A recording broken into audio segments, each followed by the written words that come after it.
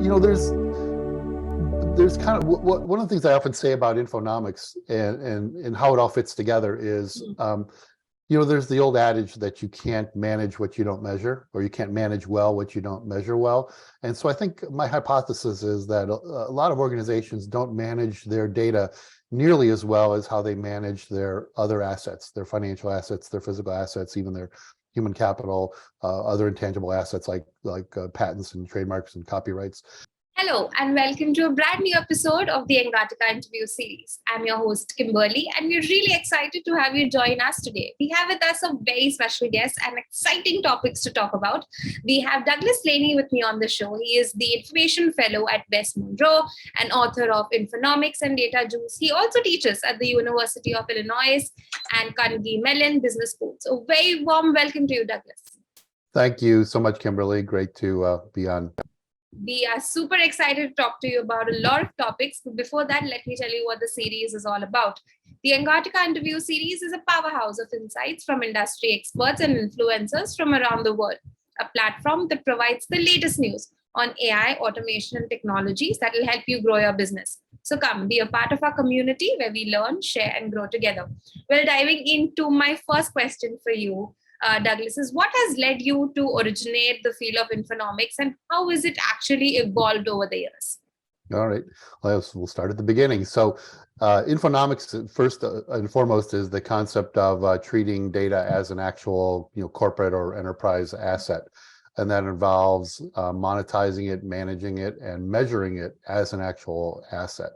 And a lot of companies talk about managing data as an asset, or they talk about their data as an asset, but they don't actually treat it with the same discipline as the way they treat their other assets. And this really all came to the fore for me. Well, I worked in the area of data warehousing. I'm one of the data warehousing pioneers back in the day.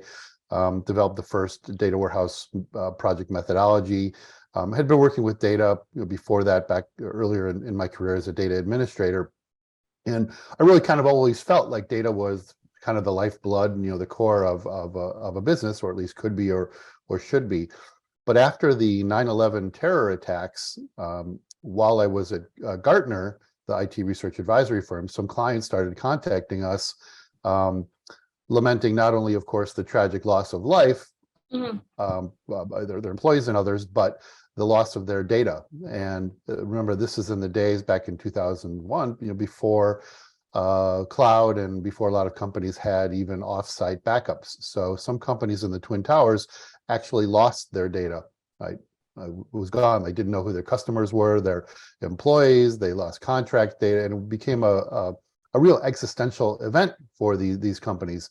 And so naturally, what do you do when you suffer some kind of loss? Is you contact your insurance company. Well, the insurance companies, and we help some of these companies quantify the value of the data that they lost, as if it were a balance sheet asset, which of course it wasn't. And the insurance companies denied those claims, suggesting that data isn't considered property and therefore not covered by your property and casualty, your P&C policies. There were a number of court cases that emerged from this, and the courts are today still even unclear whether property law should apply to data in cases where data is misused or stolen or misappropriated or whatever. And then the accounting profession said, well, listen, if the courts are confused and the insurance industry is not going to recognize data as property, then we're not going to recognize it as an asset. And so now, even if you wanted to include the value of your company's data assets on your balance sheet, you cannot. So while the keepers of the definition of what constitutes property and assets have kind of doubled down on their antiquated notions that data is neither, the rest of the world is trying to actually do more with their data, manage it more as an asset, even measure it as an asset. And so that's really what Infonomics is about. It's a guidance and principles and practices on how to adapt ideas for managing and monetizing and measuring data from other asset classes and do the same thing with data. So long story, but that is a really, really interesting story. Thank you for actually, showing us a fresh perspective on how data is actually, managed and what kind of category does it actually fit. What are some of the biggest challenges organizations face regarding data monetization and valuation, and how do you assist them in overcoming these challenges? Yeah, one of the first challenges, let's talk about monetizing data, is that people have in their minds that monetizing data only means selling it for cash. But as we found, and I've collected hundreds and hundreds of examples of how companies are generating measurable economic benefits from data, they don't all or often even involve the exchange of cash. There are a dozen different patterns for how data can be monetized, whether you're baking it into an existing product or service to make it that much more compelling and competitive, whether you're using data internally to drive process improvements in some measurable way, or improving the relationships with partners, again, in some measurable economic way, or you're exchanging data in return for goods and services or favorable commercial terms. There are all sorts of different ways to monetize data without exchanging it for cash. So companies first have to get over that hurdle of getting outside of their own head and thinking that data has to be, to monetize data, we have to exchange it for cash. And it opens up a whole world of possibilities. When they do. There are also challenges with data literacy. Companies just don't understand what data they have or the art of the possible with the data. They don't understand the needs and wants of their stakeholders throughout their extended business ecosystem, and what data that we have could be valuable in some context to our partners or suppliers, or our suppliers or our partners. And then there's issues, of course, with data governance and data quality, and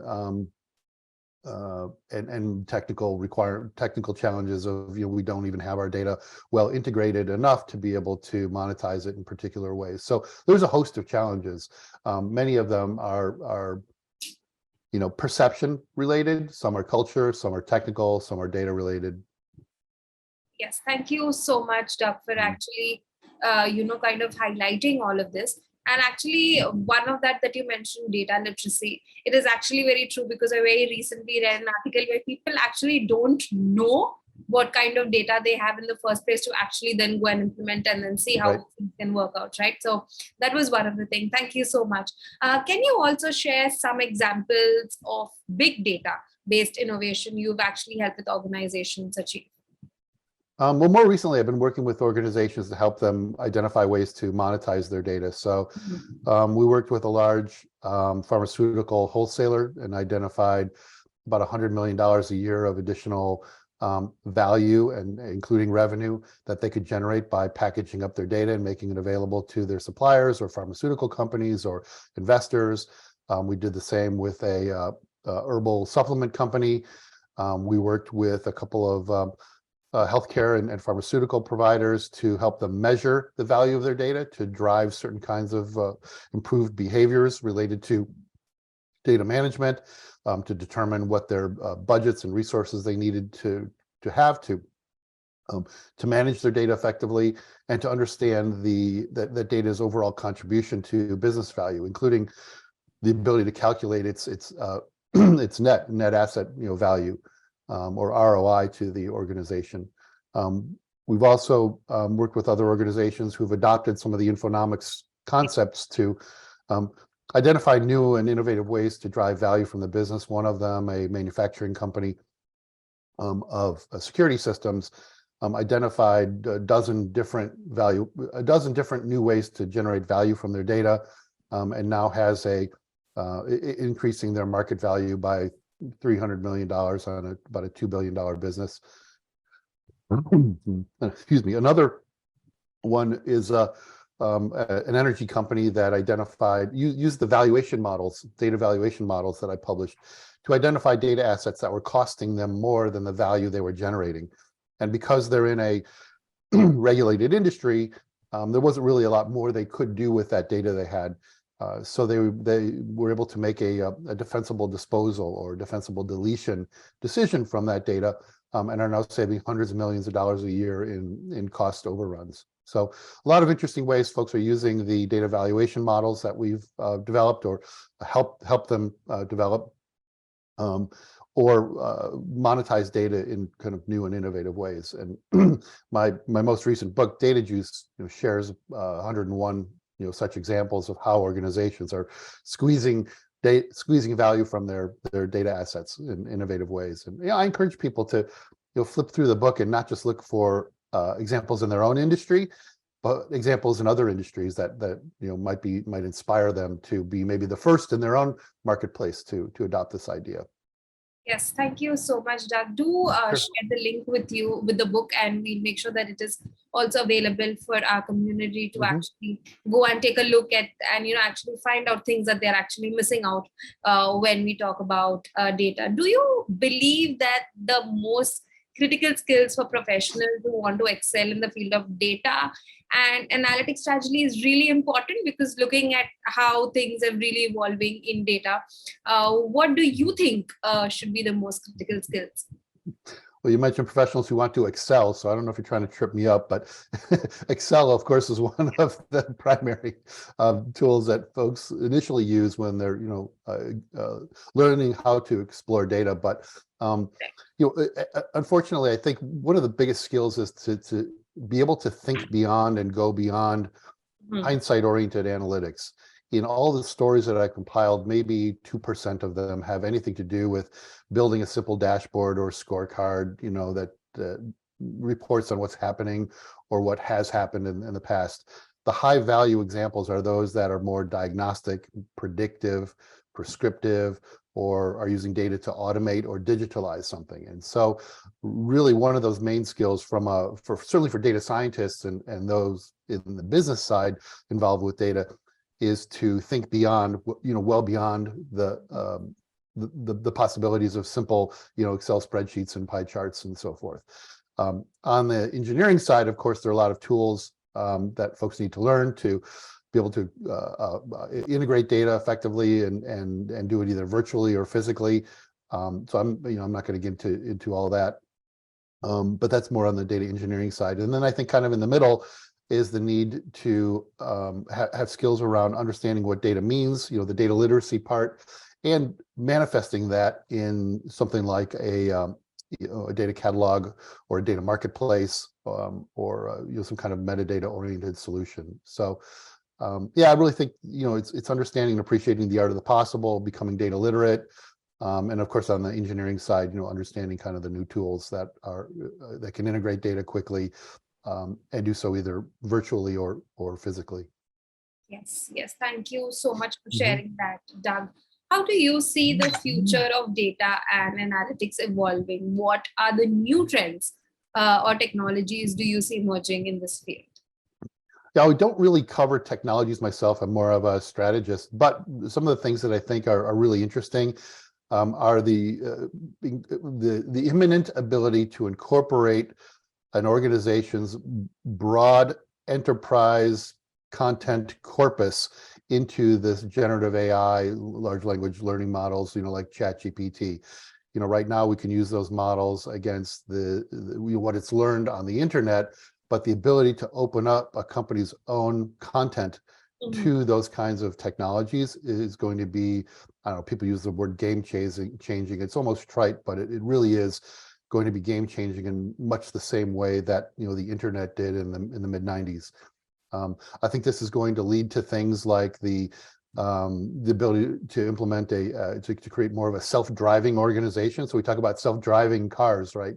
I envision the self-driving organization in the future, and even today, some like trading companies are fairly self-driving, but the ability to handle and orchestrate automatically and digitally almost every business function in a company, whether it's strategic, operational, or tactical, and across every business function, whether it's legal, HR, manufacturing, sales, service, et cetera, is going to be game changing, and it's going to free up kind of cycles for humans to kind of raise our own game and focus a little bit more on creativity and innovation. So I think those who are thinking about getting into careers probably want to think about careers that are more focused on creativity and innovation, and not to say that they won't be usurped by this technology at some point. It's hard to say.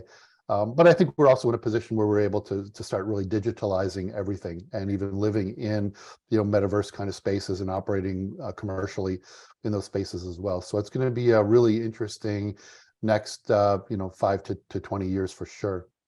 Yes, I also think we're going to see some integration with the body and the brain as well, much more than we have today.